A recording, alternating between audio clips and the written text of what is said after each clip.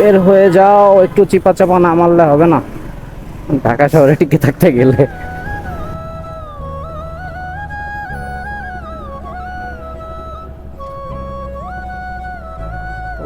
সেতু হচ্ছে গিয়ে আপনার 100 টাকার টোল। সো সামনের দিকে এবার যাই। যাই হোক, আজকে কালেক্ট করবো ভাবতেছি, যে কয়টা টোল দিব দেখবো লাস্টে যে কত টাকা টোল দিতে হয় বাইক যদি বাইকে আসা হয়। এটা ইনফরমেশন আপনাদের জন্য হেল্প করবে মোটামুটি, যারা জানতে চান। অনেকে জানার আগ্রহ আছে যে ঢাকা পর্যন্ত যাইতে গেলে কতগুলা টোল দিতে হয় এবং কত টাকা করে।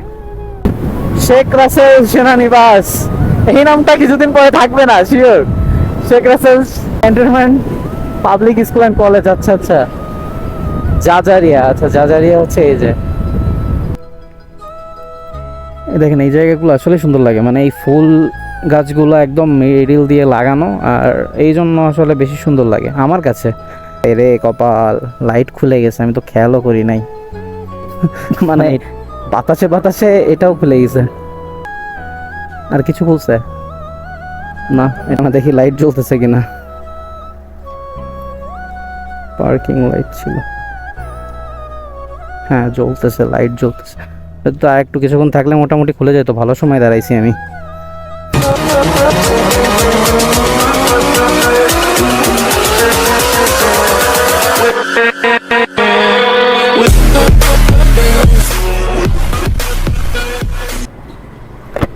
Hey everyone, আসসালামু আলাইকুম, welcome to my channel, here ইমন।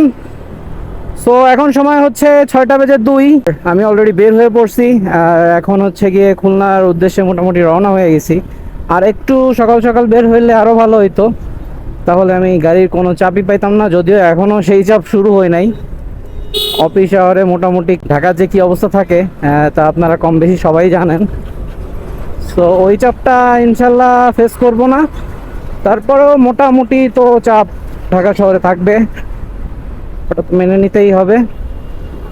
যাই হোক, এখন যেহেতু বের হয়ে পড়ছি, আস্তে ধীরে ইনশাল্লাহ চলে যাব। সো অলরেডি হচ্ছে রামপুরার কাছাকাছি, হ্যাঁ রামপুরা চলেই আসছি।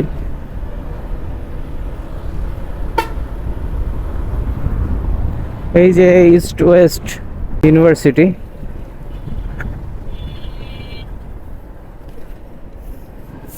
যে সকালবেলা মোটামুটি পরিচ্ছন্ন কর্মী যারা আছে তারা পরিষ্কারের কাজে লেগে পড়ছে।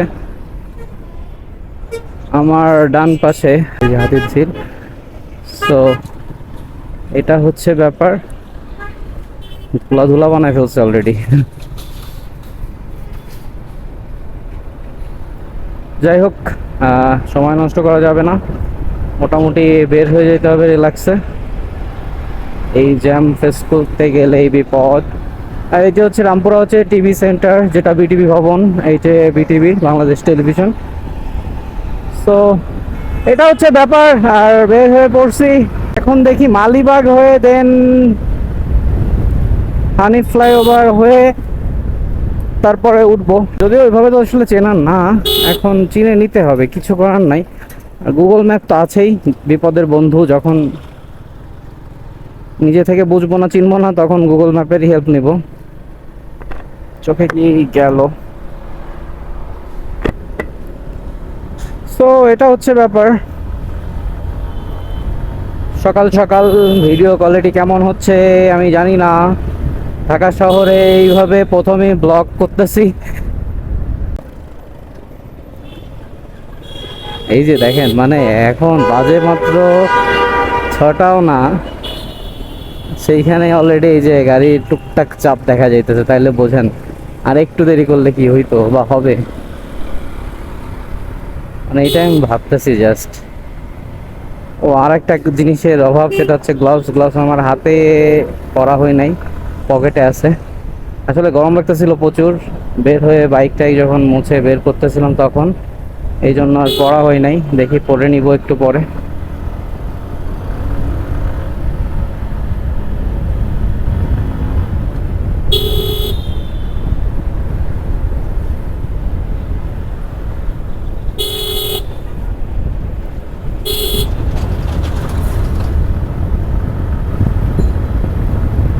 আবুল হোটেল বলে মেবি এটাকে। মালিবাগ অলরেডি চলে আসছি।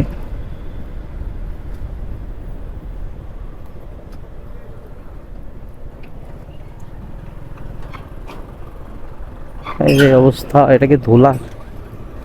জাস্ট ধুলাই এই অবস্থা করে দিছে। ধুলাকে কুয়াশা মনে হইতেছে। গতদিন আসছি কুয়াশা ফিল করছি, আর আজকে ধুলা ফিল করতে করতে যাইতেছি। এটাই শহর আর হচ্ছে গিয়ে গ্রামের মধ্যে তফাৎ। গ্রামের মধ্যে যে যখন আসছিলাম তখন কিন্তু আপনার এই টাইমটাই ছিল সুন্দর একটা ওয়েদার, কুয়াশা পরিপূর্ণ ছিল, আর এখন হচ্ছে ধুলা। এই হচ্ছে তফাৎ। যাই হোক,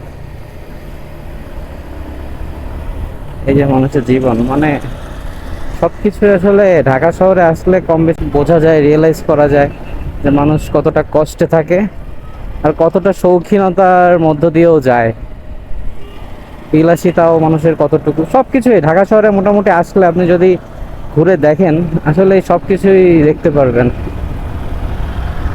কত কষ্টে মানুষ জীবনযাপন করতেছে আর কত লাক্সারি ভাবে মানুষ লাইফ লিড করতেছে। তো এটাই আর কি আসলে ব্যাপার।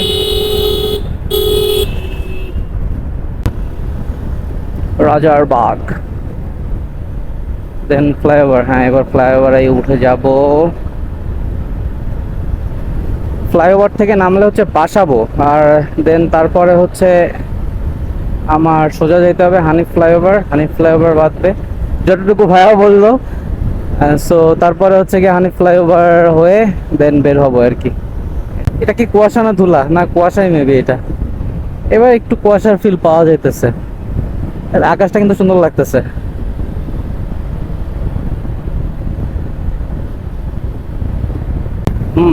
রাইট, বেশ, চিনে গেছি। এই যে বাসাও চলে আসছি। এখান থেকে হচ্ছে আমার বড় মামার বাসা। বামে চলে যেতে হবে, কিন্তু আমি তো বামে যাব না, আমি যাব হানিফ ফ্লাইওভার আরো সামনে। আর এখানে হচ্ছে আপনার কমলাপুর রেল স্টেশন সামনেই।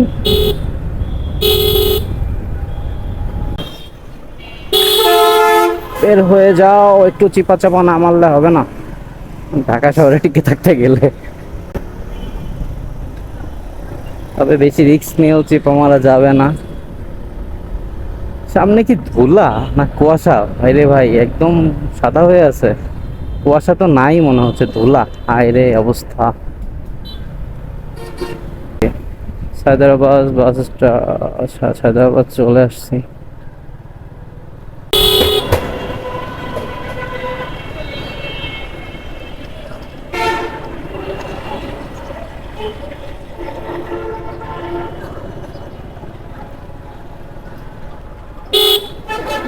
হায়দ্রাবাদ, এই জন্য এই পরিমাণে ভিড়।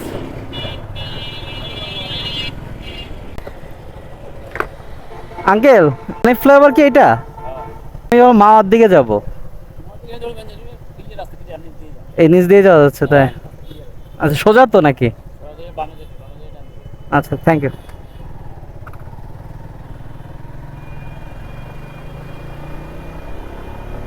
যাই হোক, নিচ দিয়ে যাই। এটাও চিনতে চিনতে যাই। ফ্লাইওভার দিয়ে গেলে তো সোজা সোজাই নিয়ে যেত। তাহলে আপাতত ভিডিওটা এখানে শেষ করতেছি, কারণ জ্যাম খাইতে খাইতে যাইতে হবে, বুঝতে পারছি। 2000 years later. পদ্মা সেতুর উত্তর থানা চলে আসছি এখানে। আর সামনে হচ্ছে পদ্মা সেতুর এই যে বাস, তারপরে হচ্ছে গিয়ে আপনার অন্যান্য যেগুলো আছে প্রাইভেট কারটার, এইগুলোর জন্য লেন আলাদা, আর হচ্ছে বাইকের জন্য তো লেন আলাদা। প্রথমে আমি ভুল করে চলে গেছিলাম সামনে, পরে ব্যাক করছি। বাইকের জন্য হচ্ছে আলাদা লেন, এটা হচ্ছে বাইকের জন্য লেনে যেতে হবে এই সাইড দিয়ে, ভিতর দিয়ে হয়ে। ওটা তো আমার জানা ছিল না, দ্যাটস ওয়াই। ওই যে মোটর সাইকেল লেন।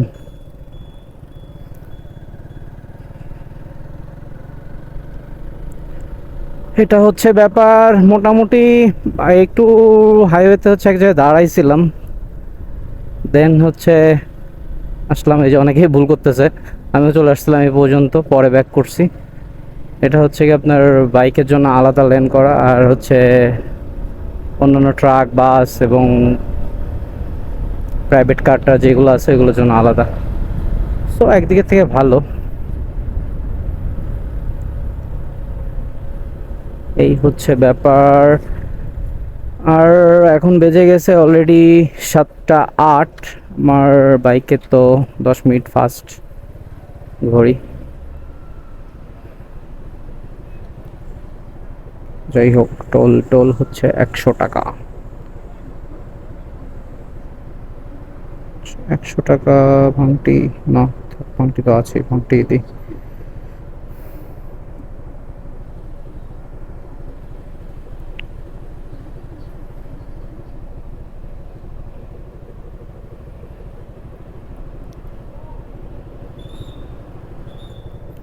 সো মোটামুটি সকাল সকালে চলে আসছি, এখন যাই আস্তে আস্তে।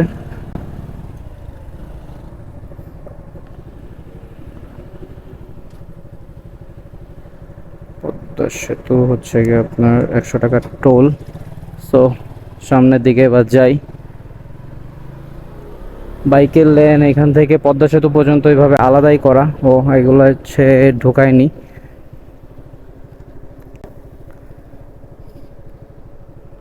৳100। যাই হোক, আজকে কালেক্ট করবো ভাবতেছি, যে কয়টা টোল দিব দেখবো লাস্টে যে কত টাকা টোল দিতে হয় বাইক যদি বাইকে আসা হয়। এটা ইনফরমেশন আপনাদের জন্য হেল্প করবে। মোটামুটি যারা জানতে চান, অনেকে জানার আগ্রহ আছে যে ঢাকা পর্যন্ত যাইতে গেলে কতগুলা টোল দিতে হয় এবং কত টাকা করে। সো এই জন্য আজকে হতেছে এই যে কয়টা দিব এই কয়টা কালেক্ট করবো আর কি। গতদিনও এরকম কত টাকা, অলমোস্ট 150 টাকা মনে হয়, 140 টাকার মতো হচ্ছে টোল দিছিলাম। আর আজকে তো 3টা দেওয়া হইলো। এই যে পদ্মা সেতুর এটা 100, আর সামনে হচ্ছে একটা 20 টাকা আর একটা 10 টাকার। সো এটা হচ্ছে ব্যাপার। আর বের হইতেছি মোটামুটি। আজকে আরও মনে হইতেছে কেন যেন আগে আগে আসতেছি, যদিও আমি অনেকটা লেট করছি। আজকে বের হইতেও লেট করছিলাম ভোরে। তারপরে হচ্ছে কি আমি এক্সপ্রেসওয়েতে কিছুক্ষণ ওয়েট করছি, মোটামুটি 15-20 মিনিটের বেশি হচ্ছে আমি ওইখানে ওয়েট করছিলাম। এই কী অবস্থা, এইগুলো এমনভাবে দিছে, এক কিছু ছিঁড়ে গেছে কিছু নাই। মানে ফার্স্টে তো আমি স্টেশনে পড়ে গেছিলাম যে এই দিক থেকে যাবো না এই দিক থেকে। যাই হোক, এটা ব্যাপার না। এই যে মোটামুটি উঠতেছি, উঠে গেছি। আর এই সাইডে হচ্ছে কি আপনার রেল লাইন, হ্যাঁ রেল লাইন, এটা হচ্ছে রেল লাইন গেছে। আর ওই যে পদ্মা সেতু যাওয়ার সময় ওই লাইন থেকে গেছিলাম। এটা হচ্ছে ব্যাপার। সকালবেলা এখনো তো মোটামুটি আসলে অতটা রোদ ওঠার মতো না, এই জন্য এখনো কুয়াশা কুয়াশা আছে। আর আমি ব্যাকে যেই সাইডে থেকে আসছি, যে এক্সপ্রেসওয়ে আসলে সুন্দর ছিল অনেক, তারপরেও আমার মনে হলো একই জায়গা অতটা দেখানোর আর অত প্রয়োজন নাই, এই জন্য আমি আর দেখাই নাই। আর ভিডিও সেজন্য হচ্ছে কি আমি টোল প্লাজার কাছাকাছি এসে দেন হচ্ছে শুরু করলাম। এটা হচ্ছে ব্যাপার। আর এই যে কিছু কিছু জায়গা আবার হচ্ছে আটকে দিয়ে আছে, এগুলো খেয়াল রাখতে হবে। ভালোই লাগে আসলে, সৌন্দর্য আসলে ভোরবেলা দেখতেছি। আমি গতদিন তো আসছিলাম ওই সময় মোটামুটি অলমোস্ট 9টা 10টা বাজছিল, আজকে 2 ঘন্টা আগে। সো এখন আরো ভালো লাগতেছে, বেটার লাগতেছে, এই কারণে কুয়াশা কুয়াশা সুন্দর লাগতেছে, ওয়েদারটাও ঠান্ডা, ভালো লাগতেছে আর কি। মূল ব্যাপার হচ্ছে এটা। যাই হোক, পদ্মা সেতুতে এখন আসলে খুবই ইজিলি এই যে আমরা চাইলে উঠতে পারতেছি, যাইতে পারতেছি, এই জন্য বাইকার যারা আছে তাদের অনেক সুবিধা হয়েছে। যখন অফ ছিল আসলে ওই সময় খুব বেশি প্যারা খেয়ে যেতে হয়েছে। এখানে চর উঠে যে দেন কাশফুল ফুটছে, মানে পদ্মা নদীর মাঝে যে চর দেখতে পাচ্তেছেন, মেবি আমি একদম সাইড দিয়ে যাইতেছি যেন দেখা যায়, দেখেন একদম চর উঠে গেছে। নদীর আসলে ম্যাক্সিমামই চর চর হয়ে গেছে। ও এখানে আবার ব্র্যাকেট দেওয়া।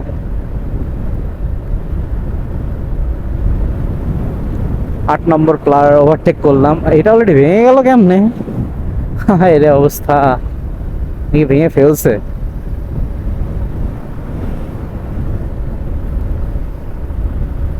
নর্মাল রাইড করে আসলে এখান থেকে আসতে 60 মনে হয় লিমিটেশন, তারপরেও সবাই আরো বেশি জোরেই চালানো হয়।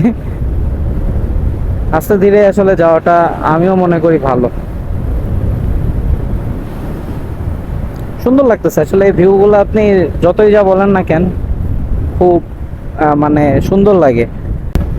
পদ্মা সেতু মেবি 7 কিলো কি 8 কিলো, এটা আমি সঠিক জানা নাই। তো 7-8 কিলোমিটার হচ্ছে আমার গতদিন টাইম লাগছিল, আমি পরে ভিডিওটা দেখছিলাম যখন, তখন দেখলাম 8 মিনিটের মতো। আর আজকেও এরকমই লাগবে, তারপর আমি আস্তে ধীরেই যাইতেছি, বেশি জোরে যাইতেছি না। একটা পাখির দল দেখা যাইতেছে, জানি না ক্যামেরা দেখা যাইতেছে কিনা, সুন্দর লাগতেছে এদের, মুক্ত আকাশে উঠতেছে। এতে জীবনটা দেখেন আসলে সুন্দর, মানে প্রত্যেকটা জিনিসই। বাইক রাইডের এই যে আমি এই জিনিসগুলো আমার কাছে ভালো লাগে আসলে, এই যে প্রকৃতির সৌন্দর্য অন্যরকম ভাবে এই যে উপভোগ করা যাচ্ছে, এই ফিলিংসটা টোটালি আলাদা। এটা কারোর সাথে বোঝানো যাবে না, কারোকে আসলে ওইভাবে ভালোই লাগে এই জন্য বেশি।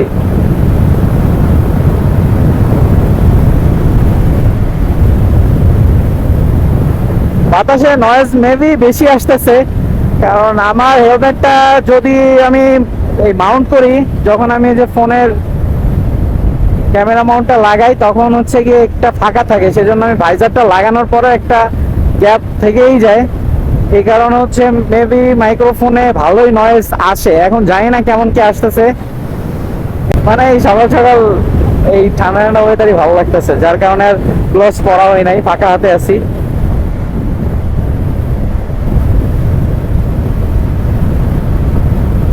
আজকেও ফাঁকা, গতদিনও আসতেছিলাম তখনও তেমন পদ্মা সেতুর উপরে আপনার কোনো চাপ ছিল না, আজকেও তেমন দেখতেছি মোটামুটি ফাঁকাই আছে,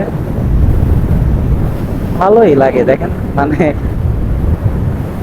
এটাও মেবি যে মাঝখানে এটাও চর পড়ে গেছে, হ্যাঁ চর।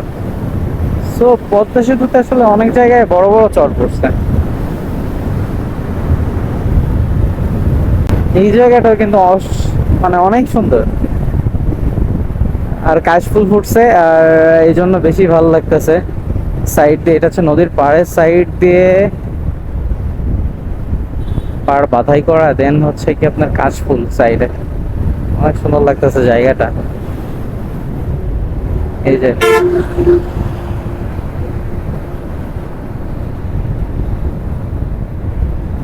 যা মেবি যাবে রাস্তার মতো।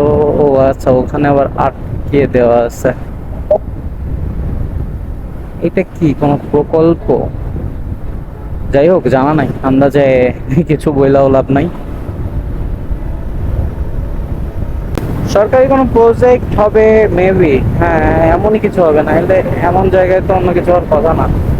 হ্যাঁ তাই, সরকারি প্রজেক্ট বোঝা যাইতেছে। শেখ রাসেল সেনানিবাস, এই নামটা কিছুদিন পরে থাকবে না sure. Sheikh Russel cantonment public school and college, আচ্ছা আচ্ছা জাজারিয়া, আচ্ছা জাজারিয়া হচ্ছে এই যে ভাঙ্গা সোজা।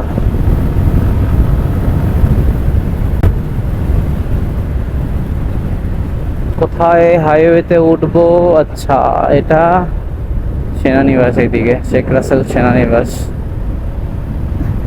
সবচেয়ে অদ্ভুত লাগে এই যে এই নামগুলো আসলে আমার, মানে আমি কোনো রাজনৈতিক দলকে নিয়ে এভাবে বলতেছি না, তারপরে ব্যাপার এইটাই যে যে যখন ক্ষমতায় আসবে তার বাবার নাম, ভাইয়ের নাম, তারপরে হাজবেন্ডের নাম, এই সেই দিয়ে মোটামুটি ঘুরে যায়। কেন ভাই, দেশটা কি শুধু তাদেরই, মানে সাধারণ জনগণের কিছু না?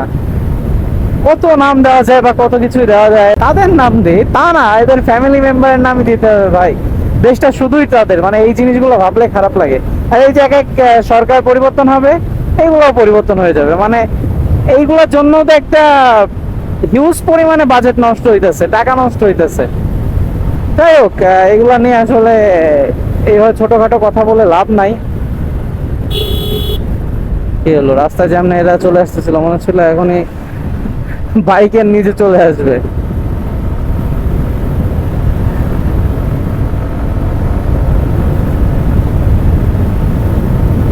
গতদিনের ভিডিওটা হচ্ছে কি আমি কন্টিনিউ করছিলাম, বাট ওইভাবে শেষ করতে পারি নাই।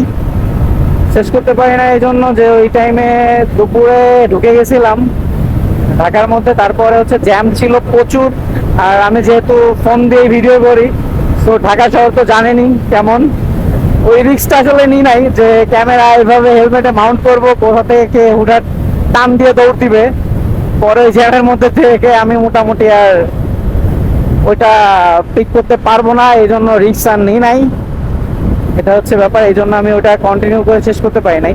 তবে ওটা এন্ডিং করছি, মানে নর্মাল বোঝাই দিয়ে মোটামুটি এন্ডিং করতে পারছি ভিডিওটা। আর এই ভিডিওটাও মোটামুটি করতেছি, এটা ছাড়বো, এটা ওইটার আগেই ছেড়ে দিব। ওইটাও ছাড়বো, বাট এটা মোটামুটি আগে ছাড়বো ইচ্ছা আছে। এই হলো ব্যাপার। আর তেমন কিছু বলার নাই এই কারণে আসলে মোটামুটি ভালোই লাগে। এই যে আপনারা যদি চান ওই খুলনা থেকে ইজিলি আসতে পারবেন, তেমন টাইম লাগে না। আমি যেমন রামপুরা বাড্ডা এই লাইনে গেছিলাম, এইখানে হচ্ছে আমাদের খুলনা থেকে যদি আসি 200 কিলোমিটার মোটামুটি রাইড করলে আপনি মোটামুটি চলে যেতে পারবেন। সো আহামরি কিন্তু অতটা রাস্তাও না, রাস্তা মোটামুটি অনেকটাই ভালো। জাস্ট যদি আপনি নড়াইল হয়ে আসেন তখন কিছুটা ভাঙা ফেস করবেন, লোহাগাড়ার যে রোডটা ওই রোডের ওইদিকে। তাছাড়া মোটামুটি কিন্তু সব রোডই অনেকই ভালো, এটা হচ্ছে ব্যাপার। এই যে এই জায়গাগুলোয় দাঁড়ানো যায়, এই জন্য একটু দাঁড়িয়ে গিয়ে আপনাদের মোটামুটি একটু ধারণা দিবার, সৌন্দর্যটা উপভোগ করাই। একা একা কেন উপভোগ করবো আর কি।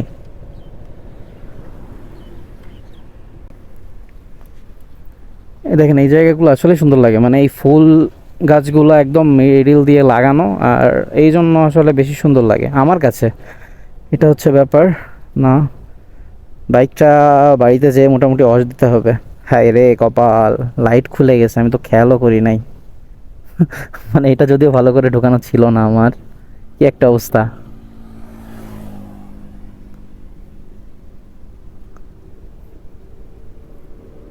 মানে বাতাসে বাতাসে এটাও খুলে গেছে। আর কিছু খুলছে না, এটা হচ্ছে ভিতরেরই। আর এটা তো এমনি আমার ওইখানে লুজ, সো ব্যাপার ওইটা না, দেখি লাইট জ্বলতেছে কিনা। পার্কিং লাইট ছিল, হ্যাঁ জ্বলতেছে, লাইট জ্বলতেছে। তো আর একটু কিছুক্ষণ থাকলে মোটামুটি খুলে যেত, ভালো সময় দাঁড়াইছি আমি। মানে দারুণ টাইমিং হয়েছে। আর কিছুক্ষণ থাকলে মোটামুটি ওটা খুলে যেত, কারণ দেখলাম ঝুলে গেছে এবং হালকা লুজও হয়ে গেছিল। এটা হচ্ছে ব্যাপার।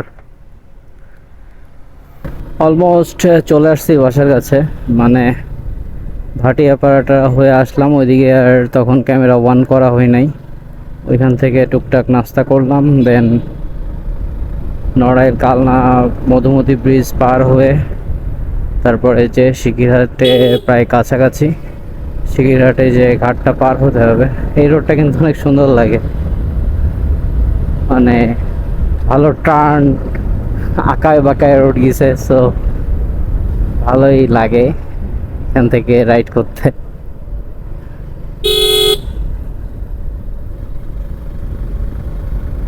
যাই হোক, চলে আসছি শিকিরহাট, ফুলতলা 3 কিলোমিটার শিকিরহাট। এই যে এটা হচ্ছে এখন আমার পার হইতে হবে। এখানে যদিও এখন মনে হয় ফেরি আছে, মানে আমি আসছিলাম ওই দিন সকালবেলা, সব ফেরি চালু ছিল না। নর্মালি হচ্ছে গিয়ে নৌকা বা ট্রলার আছে, এগুলাতেই পার হওয়া হয়।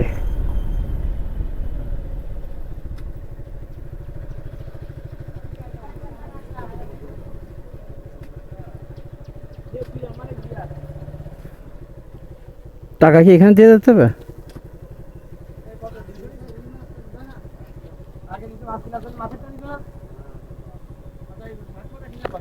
টাকা কি এখানে দিতে হবে? টাকা এখানে দিতে হবে না ওই?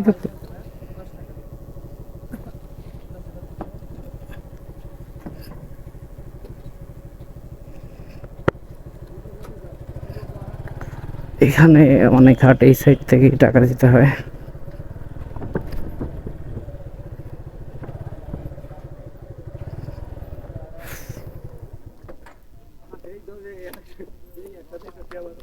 ঘাট পার হয়ে তারপর হচ্ছে গিয়ে ভিডিওটা অন করলাম কিছু দূর আসার পরে। তখন আর ভিডিও অন করার মতো অবস্থায় ছিলাম না, যার কারণে অন করা হয় নাই। এখন অলমোস্ট চলেই আসছি বাসায়, আর মাত্র 2 কিলোর মতো বাকি। এখন আছি ক্যান্টনমেন্ট জাহানাবাদের এখানে। সো বাসার কাছে চলেই আসছি। এটা মোটামুটি ভালোই লং জার্নি ছিল আমার জন্য। মানে রাতে একটু কম ঘুম হয়েছে, যার জন্য একটু কষ্ট হয়ে গেছে। এছাড়া ওভারঅল যদি বলি আলহামদুলিল্লাহ অনেক ভালো ছিল। এখন অলমোস্ট বাসার কাছেই চলে আসছি। এই যে আমি এখন জাহানাবাদ ক্যান্টনমেন্টের এখানেই আছি। সো বের হয়েছিলাম 5:30টারও পরে, আর তারপর রেস্ট নিয়েছি অনেক জায়গায়, 2-3 জায়গায় মোটামুটি ভালো টাইমে রেস্ট নিয়েছি। তারপরেও আমি এখন বাজে 10:30টার মতো, 10:37 বাজে। আর হ্যাঁ, 10:37 বাজে, আর আমি এখন চলেই আসছি বাসার কাছে। সো এইটুকুই, আর বড় করবো না ভিডিওটা। মোটামুটি ঢাকা টু খুলনা আমার এই ট্যুরে মোটামুটি আমি ভালোই ব্যাকআপ পাইছি। আমার বাইক থেকে কখনো কোনো প্রবলেম করি নাই। মোটামুটি অলমোস্ট 400 কিলোমিটারের মতো তো টানা রাইড করা হলোই। সো তারপরেও মোটামুটি আমি বাইক থেকে একটা কোনো সমস্যা পাই নাই। এটা অনেক ভালো একটা ব্যাপার আমার জন্য। আর আমি ধারণা করতেছি, বুঝতে পারতেছি তো বাইক চালাতে চালাতে যেটুকু মানে ধারণা হয়েছে নিজের বাইক প্রতি, সেটা হচ্ছে আমি অলমোস্ট বাইকের থেকে মাইলেজ পাচ্ছি 45+।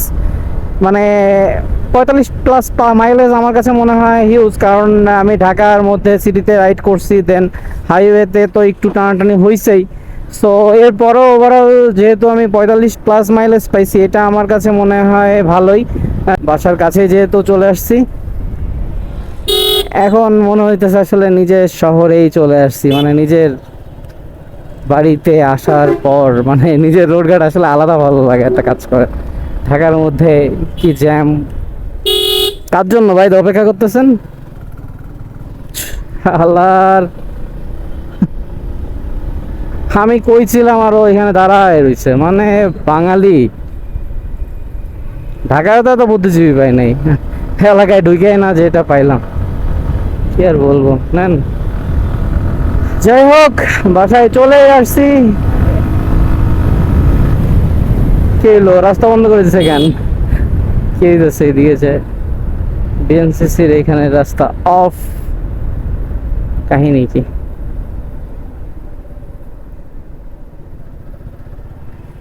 ওদের এখানে তো কোনো কাজও করতেছে না। আর বাবা, এরা কারা? তাহলে এটা অফ করে দিচ্ছে কেন? হবে কোনো কারণ। যাই হোক, পরে বোঝার চেষ্টা করবো নি যে কাহিনী কি। চলেই আসছি যেহেতু, আর ভিডিওটা লং করবো না। ভিডিওটা এই পর্যন্তই। সবাই ভালো থাকবেন। আল্লাহ হাফেজ।